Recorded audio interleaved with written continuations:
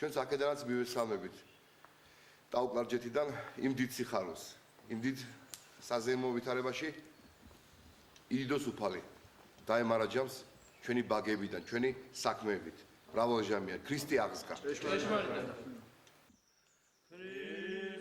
აღსგა მტრედი, სიკვდილითა სიკვდილისა, დამხურველი და მამა გიორგი ტაბაღუა პირველი დეკანოზია, რომელმაც 4 საუკუნოვანი პაუზის შემდეგ შავშეთში, ხანძთის მონასტერში სააღდგომო ლიტურგია აღასრულა. ამაზე ოცნებაც კი ცოტა ხნის წინ შეუძლებელი იყო. მე პირადად ვერ ვფიქრობდი. ალბათ ეს არის უზარმაზარი წყალობა უდაოდ ღმერთისა რა. უზარმაზარი წყალობა არის და მადლობა ღმერთს ყველაფრისთვის. უფალი შეგვეციოს, ქრისტე აღსგა. და მინდა მოგილოცოთ ყველას.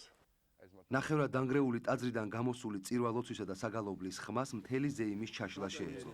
საკმაოდ დიდ რისკზე წასული მოძღვრები და მრევლი, ერთი რომ დაუპატიჟებელი და რაც მთავარია მეტად არასასურველი სტუმრები შეიძლება აღმოჩენილიყვნენ ადგილობრივი მოსახლეობისათვის. სწორედ ამიტომ სააღდგომო ლიტურგია დილის 5 საათზე დაიწყო. ასეთი ფრთხილი და ჩუმი ღვთისმსახურება იშვიათად თუ ჩატარებულა სადმე. უკანასკნელი წირვა ტაძარში, რომლიდანაც პრაქტიკულად საქართველოს გაერთიანების პროცესი დაიწყო 400 წლის წინ აღევლინა. 4 საუკუნის განმავლობაში გაფიქრებას კი ზედმეტი იყო იმაზე, რომ აი აქ გრიგოლ ხანძთელის მიერ აგებულ ტაძარში შესაძლებელი იყო მომხდარიყო ის, რაც დღეს ხდება. მართალია ჩუმად, ისე რომ ხმა არავინ გარეთ არ გაიგოს, მაგრამ მაინც სააღდგომო ლიტურგია ჩატარებულიყო. მერვე საუკუნეში საქართველოს ერთიანობის იდეას სულიერი საფუძველი სწორედ ტაო-კლარჯეთსა და შავშეთში ჩაეყარა.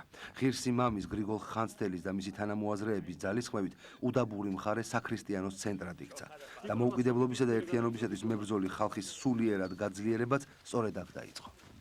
სადაც ჩვენ ვიმყოფებით, აი ამ ადგილას, ხანძთის ამ ტაძარში იშვა საქართველოს ამაღორძინებელი სული. იშვა გრიგოლ ხანძთელის მეთაურობით, მის თანამოაზრეთა მოღვაწეობით.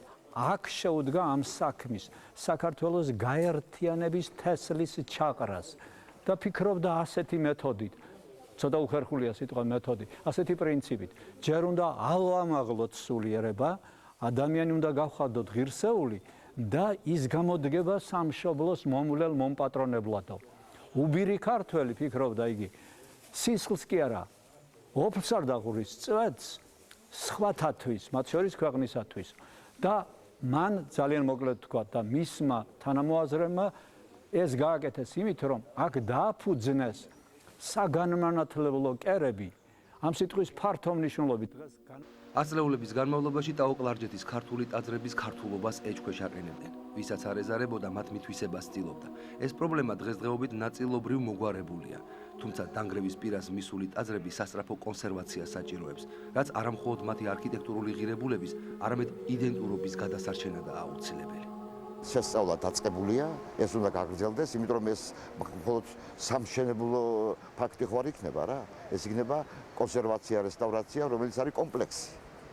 დიდი კომპლექსი. ასე რომ ამის წინაშეც ახლა თქვი და გავიმეორებ, რომ ყველა ჩვენთაგან ის ვალდებულება უნდა დაფიქსირდეს. კონსერვაციას მნიშვნელობა აქვს, რომ ისე იგი დაფიქსირდეს ის, რაც არის და დაფიქსირდეს სწორად. დაფიქსირდეს სწორად, რამე ხო არ არის მისი ისტორიული ეტაპები, წარმომავლობა, მისი ისტორიული ეტაპები და შინაარსი თვითონ ტაძრისა.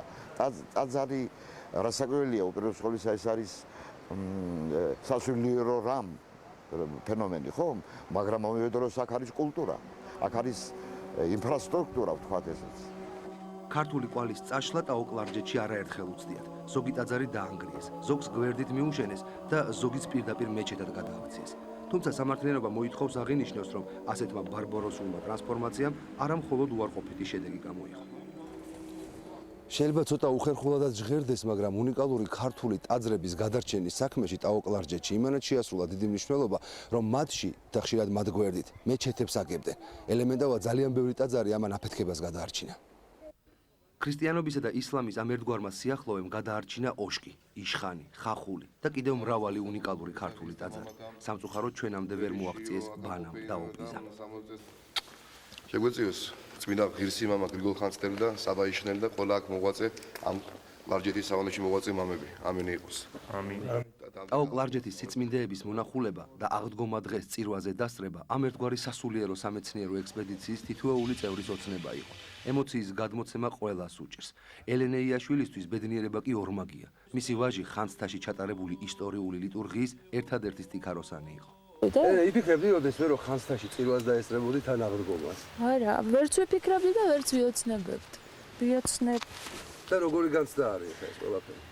ეს არის მენით უწერელი განცდა, იმიტომ რომ ძალიან ნერვიულობ და რაც იყოფს ვერ პაულობ და ამას განვიცდი და ვერ გადმოგცემთ. ეს უნდა ნახოთ, შეიგრძნოთ, დაესწროთ წირვას და ეს თავისთავად ისეთი ემოციაა შინაგანად, რომ მე ძალიან მიჭირს და ძალიან ბედნიერი ვარ, რომ დღეს ჩემი შვილი სტიქაროსნად იყო წირვას. მადლობა ღმერთს, რომ დღეს აი მართლა სასწაული მოხდა, ვერ წარმოვიდგენდი თუ მოხდებოდი აღდგომა დილით, წირვას დავესწრებოდი ხანძთაში და მართლა დიდი წყალობაა ალბათ წმინდა გრიგოლის, რომ აი ეს სიხარული მოგვივლინა ჩემთან ერთად ყველას თქვენ ერთად. თავამად შეიძლება ითქვას, რომ დღეს დილით საქართველოსა და მის უმნიშვნელოვანეს ისტორიულ კუთხეს შორის 400 წლის წინ გაწყვეტილი სულიერი ერთობა აღდგა. ის რაც 4 საუკუნის განმავლობაში წარმოუდგენელი იყო, ბოლოს და ბოლოს მოხდა. საქართველოს ერთიანობის სიმბოლო ხანძთის ტაძარი კვლავ ქართულად აჩნდა.